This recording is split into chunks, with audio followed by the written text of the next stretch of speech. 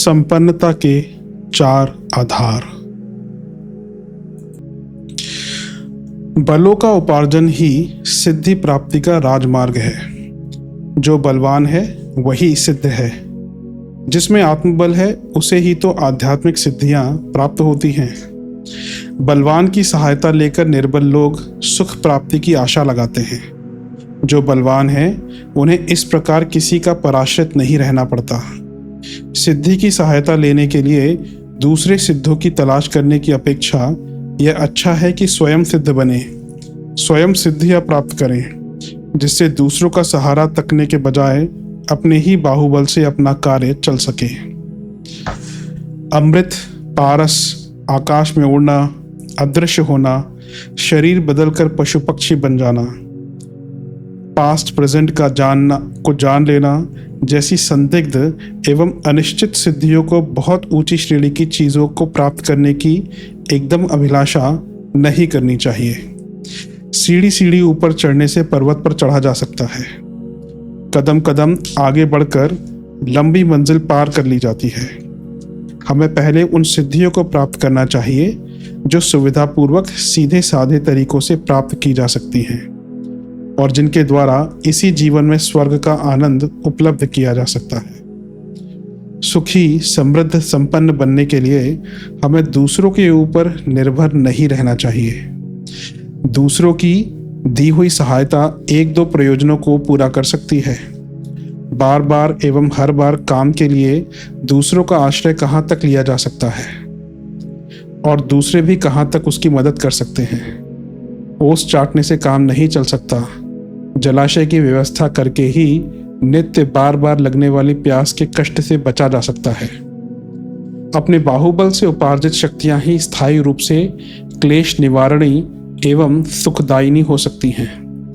इस तरह बलवान बनने, शक्ति संचय करने की ओर हमारी प्रवृत्तियों को अग्रसर होना चाहिए। अब नीचे की पंक्तियों में बलोपार्जन के संबंध में कुछ प्रकाश डाला जा रहा है। पहला है शारीरिक बल। शारीरिक व्यथाओं से छुटकारा पाने और स्वस्थता का आनंद भोगने के लिए हमें शारीरिक बल एकत्र करना चाहिए।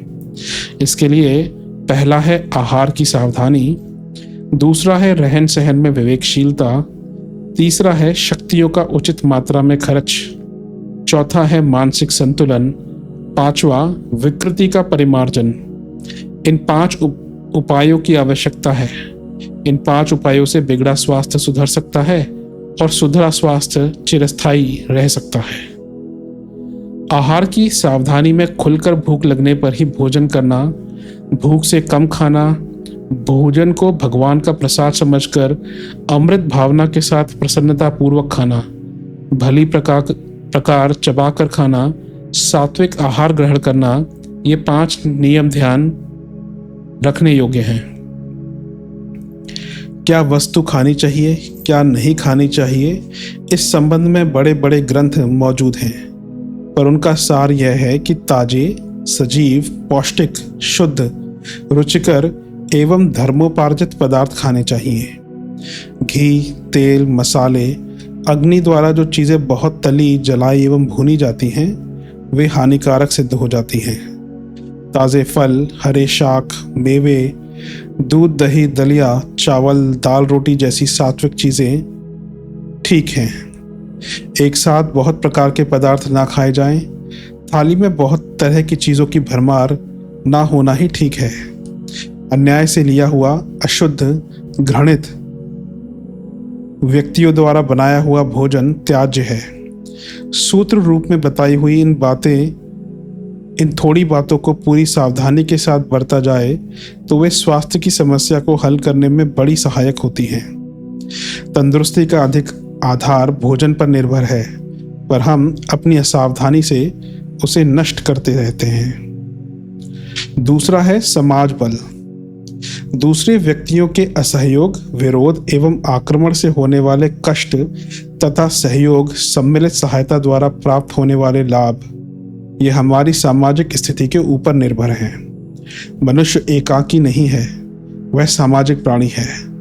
दूसरों के द्वारा अपने साथ जो व्यवहार किया जाता है उसकी प्रतिक्रिया मन पर हुए बिना नहीं रहती। प्रशंसा, समर्थन एवं सहयोग से कलेजा ढाल हो जाता है। छोटे व्यक्ति भी आगे बढ़ जाते हैं। अल्प साधन होते हुए भी उन्हें सुख संतोष की अनुभूति होती है। सामाजिक बल संचय करने के लिए पहला है मधुर भाषण, दूसरा है सेवा भाव, तीसरा है उच्च चरित्र, चौथा है पराक्रम और पांचवा है व्यवहार कुशलता। इन 5 चीजों की आवश्यकता होती है। विनय, नम्रता, शिष्टाचार, मधुर भाषण, मधुर व्यवहार से पराये अपने हो जाते हैं। जहाँ मिठास होती है वहाँ चींटियाँ और मक्खियाँ अपने आप जमा हो जाती हैं।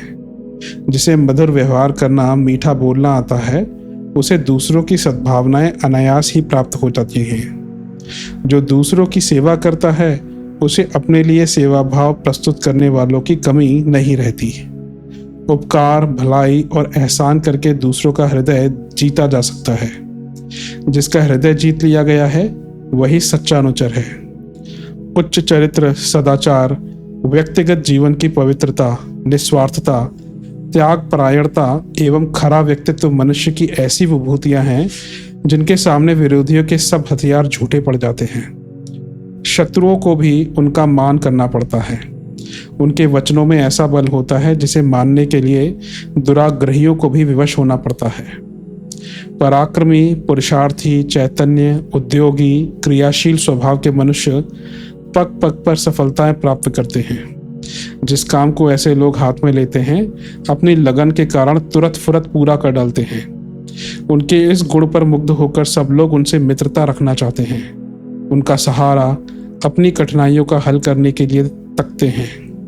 यह क्षमता शत्रुओं को डराने और मित्रों को आकर्षित करने में बड़ी कारगर होती है। व्यवहार कुशलता के द्वारा रूठे को मनाना, भ्रम में पड़े हुए को समझाना, भटके हुए को राह पर लाना आसान है। दूसरों की मनोवृत्तियों को परखकर जो लोग उचित व्यवहार करते हैं वे बड़े बड़े संकटों को टाल लेते हैं और बड़े बड़े लाभों को प्राप्त कर लेते हैं। इन 5 उपायों के द्वारा मनुष्य को सामाजिक बल प्राप्त होता है। सामाजिक कुरीतियां और राजनीतिक दास्ता भी इन्हीं उपायों से दूर करी जा सकती है। तीसरा है अर्थबल।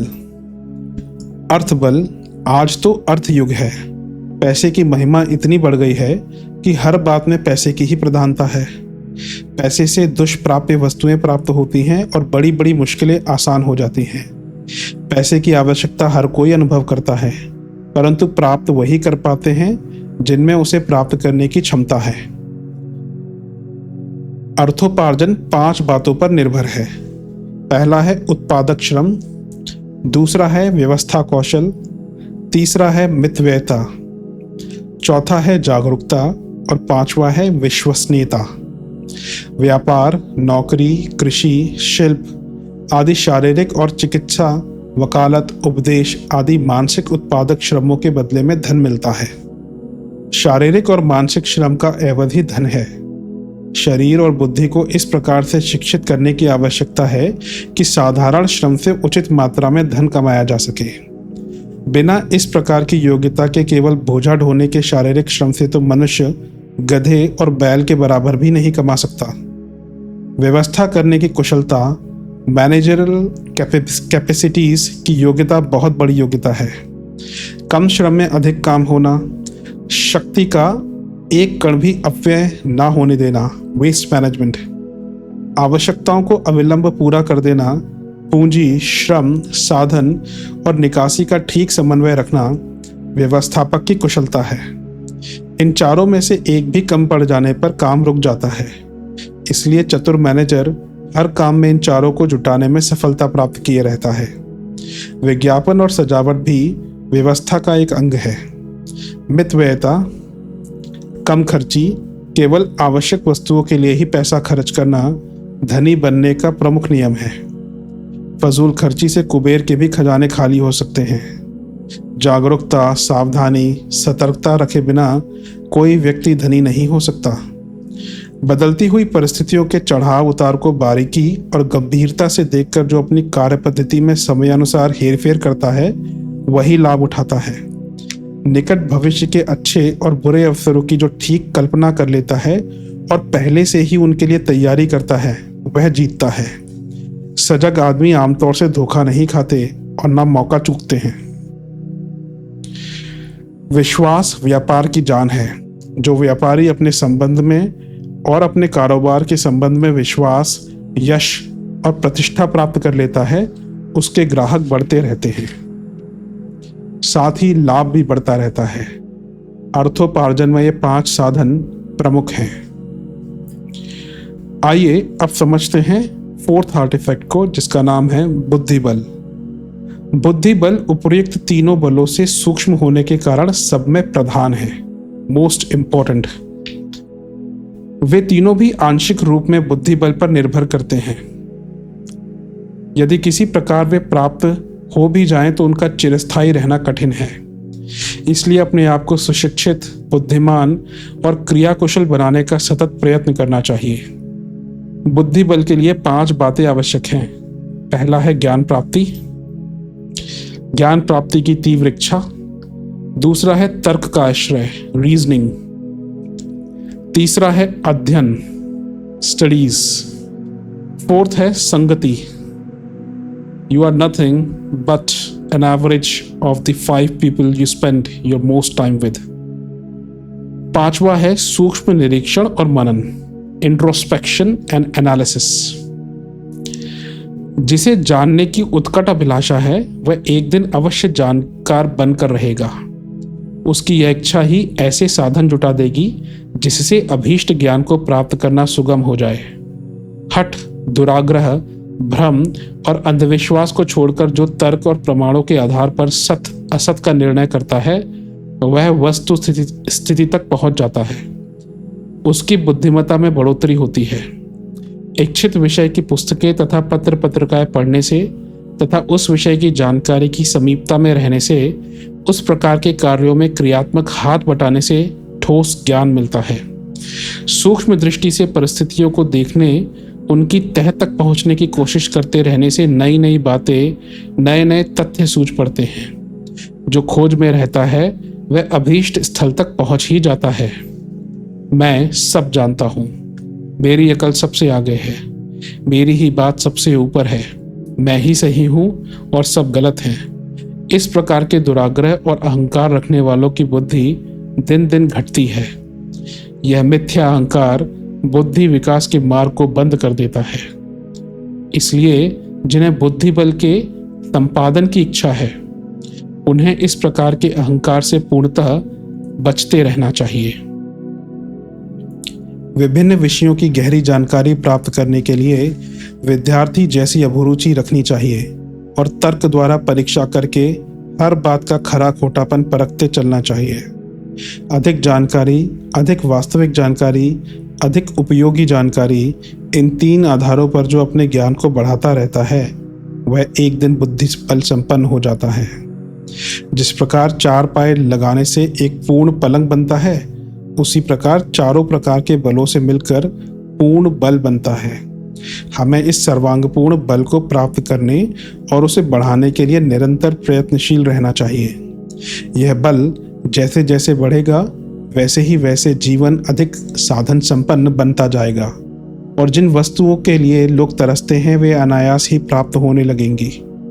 सिद्धों की सहायता इसलिए ढूंढनी पड़ती है कि जीवन की आवश्यक वस्तुएं, आवश्यक सुविधाएं अपने बलबूते नहीं मिल पाती। जब शक्ति संपन्नता अपने में ही स्थापित हो जाएगी तो परामुखापेक्षी एवं पराश्रित नहीं रहना पड़ेगा। सिद्धों की सहायता से कुछ प्राप्त करने की अपेक्षा सबलता द्वारा बहुत प्राप्त करने का मार्ग अति उत्तम है।